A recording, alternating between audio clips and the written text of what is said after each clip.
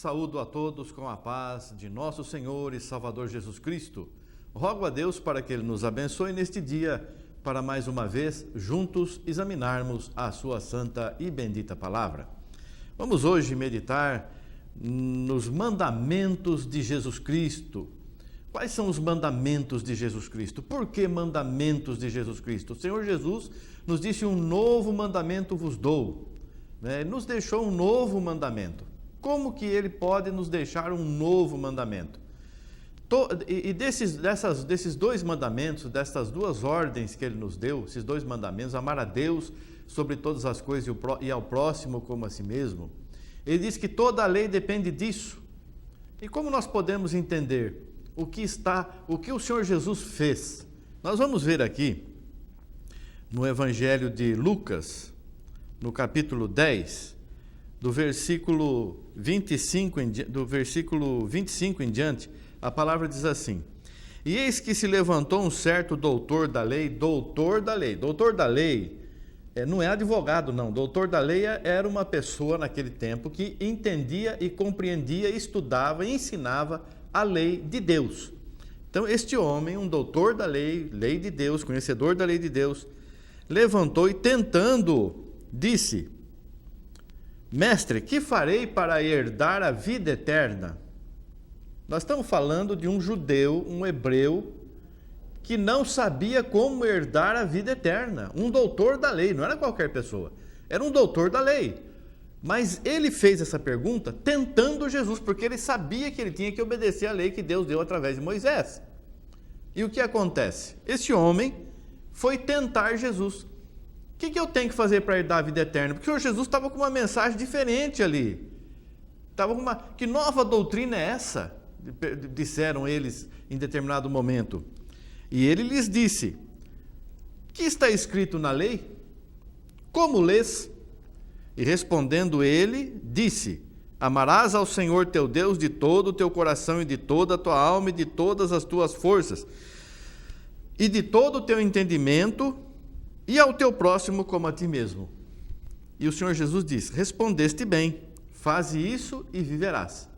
Mas, se nós formos ver lá em Êxodo, onde nós temos os mandamentos de Deus, em Êxodo 20, os mandamentos, do versículo 1 em diante, diz assim: então falou Deus todas essas palavras, dizendo: eu sou o Senhor, teu Deus, que te tirei da terra do Egito, da casa da servidão.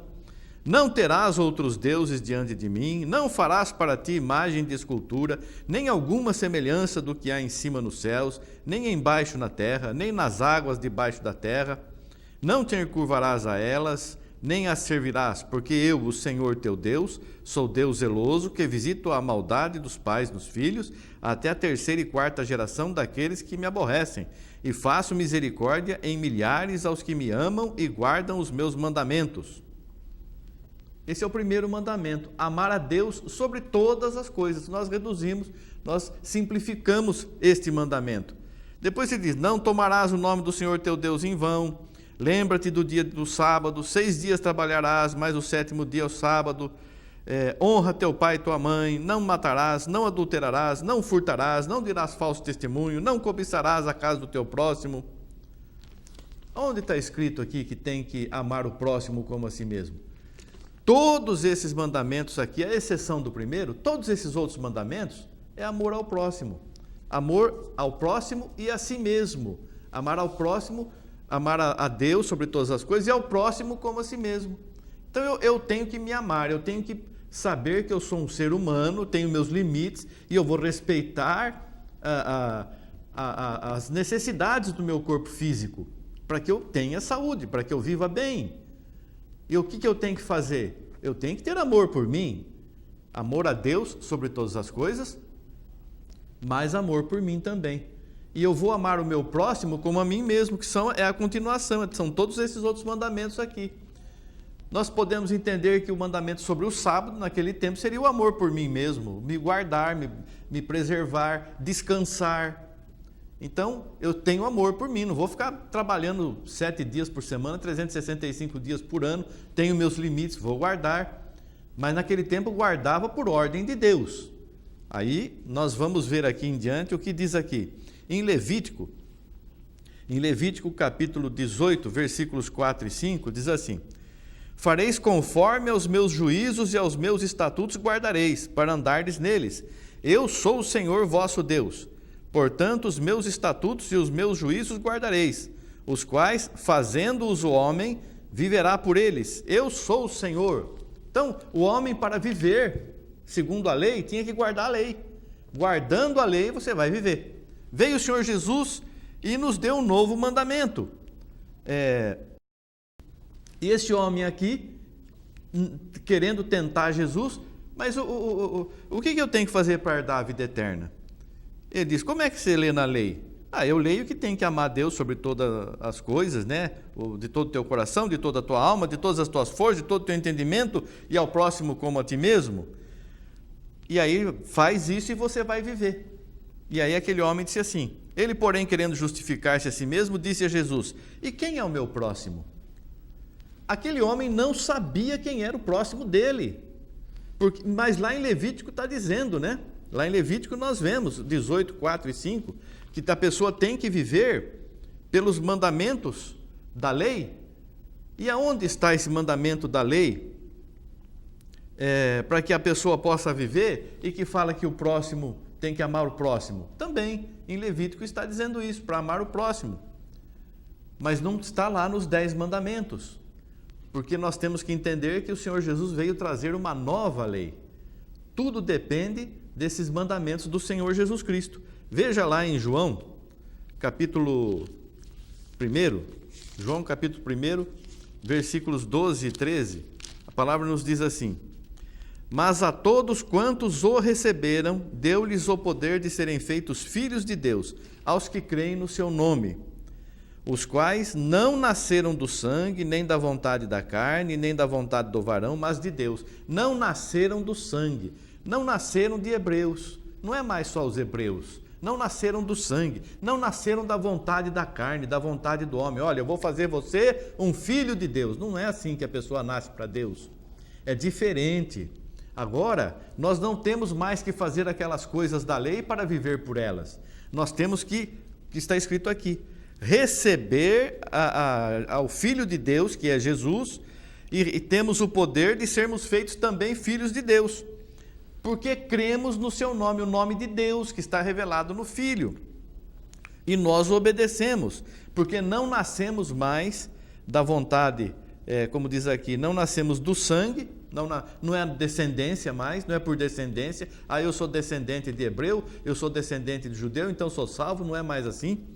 Nem da vontade da carne, nem da vontade do varão, mas de Deus. Nós nascemos de Deus. Veja em João mesmo, capítulo 5, capítulo 3, versículos 13 em diante, a palavra diz assim: ninguém subiu ao céu senão o que desceu do céu, o Filho do homem que está no céu. Como Moisés levantou a serpente no deserto, assim também o Filho do homem tinha que ser levantado, para que todo o que nele crê não pereça, mas tenha vida eterna. Lá no tempo de Moisés, apareceram serpentes que começaram a matar as pessoas que tinham desagradado a Deus. Então Deus falou: faz uma serpente de metal, levanta numa haste, e quem olhar para a serpente vai viver. Aqui também é uma representação aquilo. Quem está no pecado, quem está vivendo uma vida dissoluta, desregrada, desviado da palavra de Deus, tem que olhar para Jesus. Tem que olhar, não é para a serpente, é para Jesus. Porque Deus fez Jesus pecado por causa dos nossos pecados. Cristo na cruz, ele recebeu todos os pecados da humanidade. Então Deus o fez pecado para pagar os nossos pecados. E nós, olhando para Jesus, nós estamos transferindo todos os nossos pecados a Ele e nos transformamos e nos redimimos pelo sangue dEle, pelo sangue de quem está na cruz, o sangue do Calvário. E nós nascemos de novo, para que todo aquele que nele crê não pereça, mas tenha vida eterna. Vai viver por Jesus, não mais por fazer as obras da lei. Quem fizer estas coisas viverá por elas. Era a lei. Quem olhar para Jesus vai viver por Jesus. É diferente.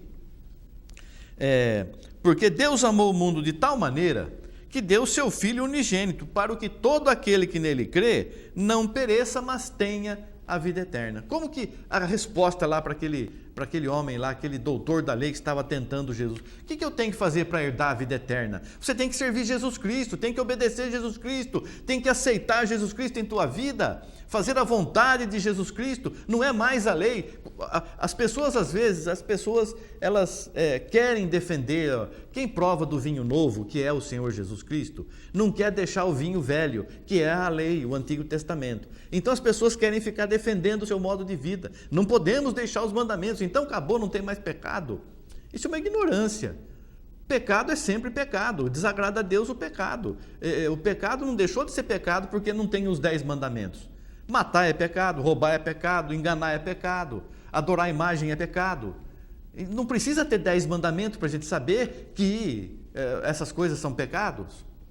O que nós temos que fazer? Nós temos que adorar Jesus, servir a Jesus, amar a Deus sobre todas as coisas e ao próximo como a nós mesmos. Temos que viver esta lei, é o que ele diz aqui. Todo aquele que nele crê, eu creio em Jesus. Eu creio que ele abriu um novo e vivo caminho que nos conduz à vida eterna. Eu creio que nós podemos ser salvos pelo sacrifício de Jesus e fora de Jesus não tem salvação, porque o Senhor Jesus veio e mudou, ele é o novo sacerdote, ele mudou a lei, ele modificou o sistema de salvação. Porque Deus enviou o seu Filho ao mundo não para que condenasse o mundo, mas para que o mundo fosse salvo por ele. O mundo fosse salvo, não só os judeus, todo o mundo, todas as pessoas. Quem crê nele não é condenado. Quem crê obedece, quem crê reverencia, quem crê adora, quem crê ama. É assim, quem crê não vai viver em pecado. Quem crê nele não é condenado, mas quem não crê já está condenado, porquanto não crê no nome do unigênito Filho de Deus. E qual é a condenação? E a condenação é esta, que a luz veio ao mundo, e os homens amaram mais as trevas do que a luz, porque as suas obras eram más. Porque todo aquele que faz o mal aborrece a luz, e não vem para a luz, para que as suas obras não sejam reprovadas. Mas quem pratica a verdade vem para a luz, a fim de que suas obras sejam manifestas, porque são feitas em Deus.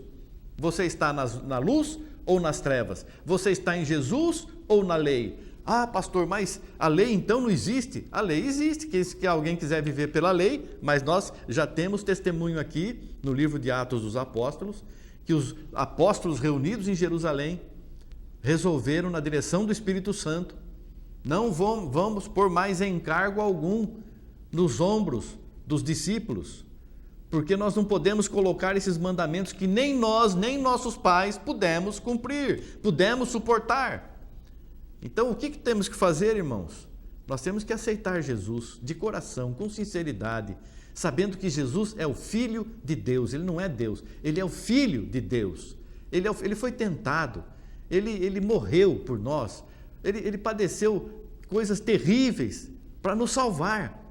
Não pense você que ele é diferente de você. Não, ele é igual a todos nós, é um homem. E nós temos que obedecer esse caminho, seguir esse caminho que ele nos abriu. Que Deus te abençoe, querido irmão, querida irmã, que possamos a cada dia servir a esse Jesus maravilhoso que nos salva, nos redime e nos dá vitória. Deus abençoe a você e toda a tua casa, em nome de Jesus Cristo. Amém. Graças a Deus. Obrigado, Senhor. Amém. Amém.